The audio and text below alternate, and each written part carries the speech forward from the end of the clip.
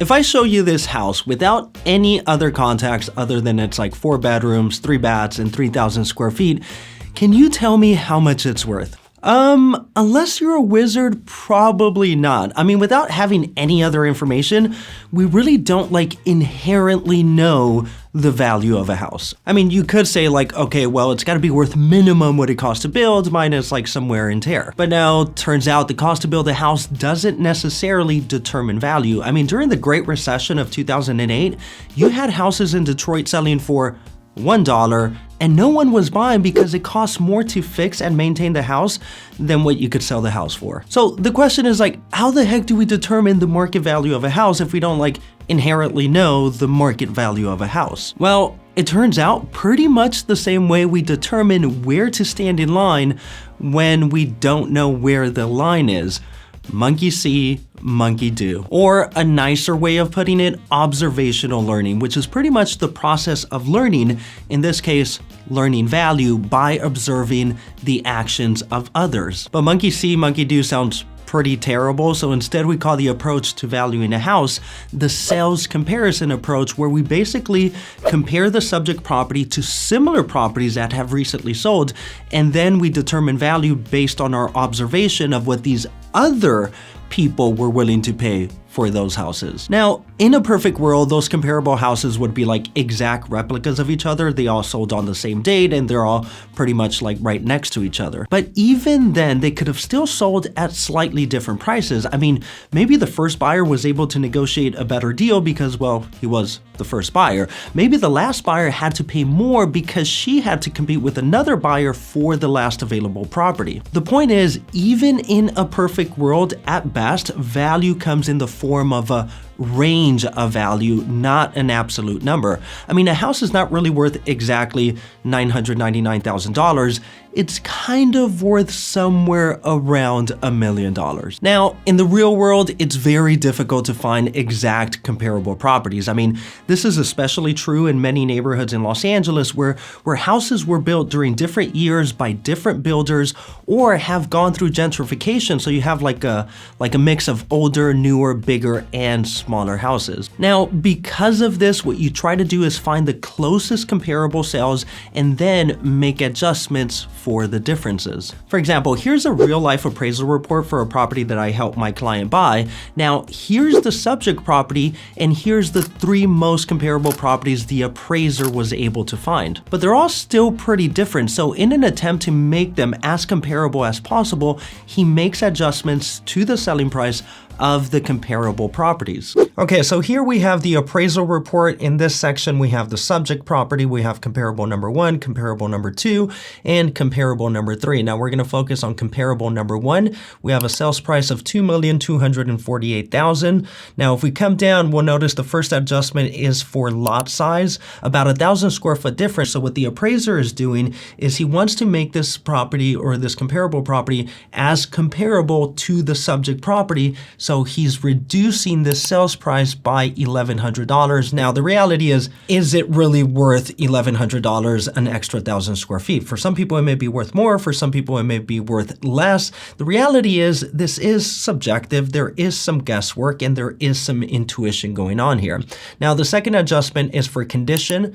The appraiser is saying that the conditions of the subject property are better than the comparable. So he's adjusting, again, the sales price of the comparable up by $50,000, pretty much saying that if the conditions were the same as the subject property, this comparable would have sold for $50,000 more.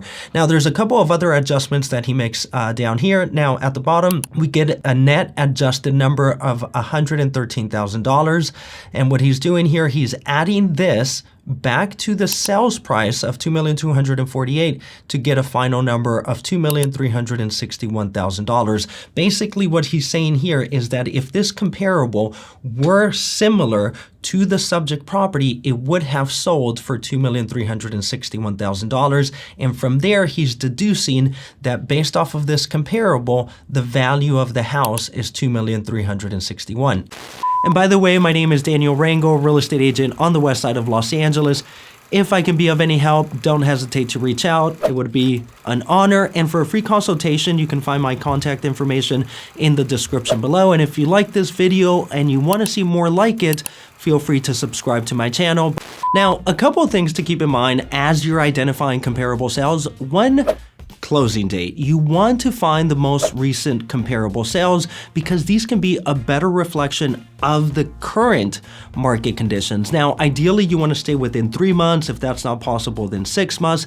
And worst case scenario, a maximum of 12 months. Number 2, proximity. You want to stay as close as possible to the subject property. Now, some people say that you should stay within a mile of the subject property, but the reality is some neighborhood conditions can change from like one street to the next. And some can stay like pretty homogeneous for more than a mile in a specific direction. So more important than distance, it's very important to be aware of neighborhood boundaries. 3, the size of the house. Now you want your comparables to be as close as possible in square feet. Now, sometimes people like to use price per square foot as a reference for value, but this is really kind of only helpful if the square feet of the comparable sales are very similar. For example, the price per square foot on a 1,000 square foot house is typically going to be much higher than that of a 1,600 square foot house.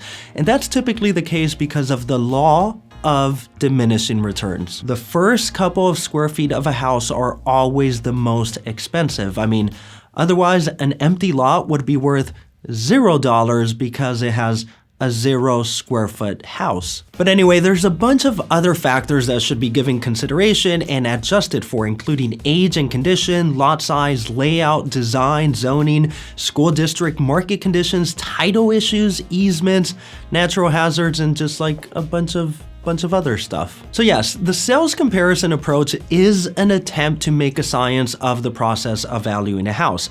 I mean, like a science, it includes data collection and observation, but ultimately, appraising a house is not really a science. One, unlike a science, there's no repeatability. I mean, while 3 different appraisers may agree on a general range of value for a house, ultimately, they will each come up with their own unique price. And 2, there's no predictive power to valuing a house. I mean, just because someone in the past 6 months paid $2 million for a house does not mean the same will happen today. I mean, if that were the case, then prices would never go up and prices would never come down. So yes, monkey see, monkey do. The day that we see people are no longer paying $2 million for a house, we will pretty much also do the same. But the crazy, fascinating thing about all of this is that all things considered, monkey see, monkey do is actually pretty darn accurate. I mean, if we don't know where to stand in line, if we just follow the people already in line, we'll be right like 85 to 95% of the time. And pretty much the same thing goes with valuing a house. By seeing what other people have been willing to pay for comparable properties, we can determine market value with an accuracy of about 85 to 95%. So yeah, in my experience, in my opinion, like subject to many different factors, the market value of a property can have a range of about 5, 10, and sometimes even 15%. For example, a house is never really worth exactly $1,999,000. It could end up selling for $1.9 million, but it could also end up selling for $2.1 million. And it's in this range of between 5 to 15% where real estate becomes less of a science and more of an art. It's also where real estate agents and investors thrive because they have multiple reference points to how buyers react to like the more nuanced aspects of valuing a house. It's also where design, aesthetics, and even a paint job can determine if the needle moves to the left or the needle moves to the right. And it's because of the existence of this range that marketing is so important when selling a house. I mean, sometimes I've seen sellers balk at the idea of spending like $13,000 on staging to sell a $2 million house, but when you have a market value that can range by 5 to 15%, spending $13,000 on staging is like peanuts, even if the staging only moves the value needle by like 2%. I mean, when you're a seller and you have a product where buyers have a margin of error of 5 to 15% when determining value, you want to do as much as possible to tip the scales in your favor. And that's why hiring a good real estate agent can not only pay for itself, but it can also be profitable. And that's why listing agents typically recommend sellers pay for the buyer's agent commission of about 2.5%. Not out of the kindness of their heart, but as a marketing strategy, again, to move the needle in the seller's financial interest. At the same time, sellers are also subject to a margin of error of about 5 to 15%, and this is also where a buyer can benefit from having a buyer's agent with good negotiating skills and a good understanding of industry standards and local market conditions. But yeah, in summary, people kind of have a general idea of market value, but they don't have an absolute idea of market value. The process of valuing a house is a mix of science and art. And it's the art in the deal that will determine whether the seller or the buyer will get the better price. And by the way, my name is Daniel RANGEL, real estate agent on the west side of Los Angeles. If I can be of any help, don't hesitate to reach out. It would be an honor. And for a free consultation, you can find my contact information in the description below. And if you like this video and you want to see more like it, feel free to subscribe to my channel. But either way, thanks a bunch for watching and have an awesome day.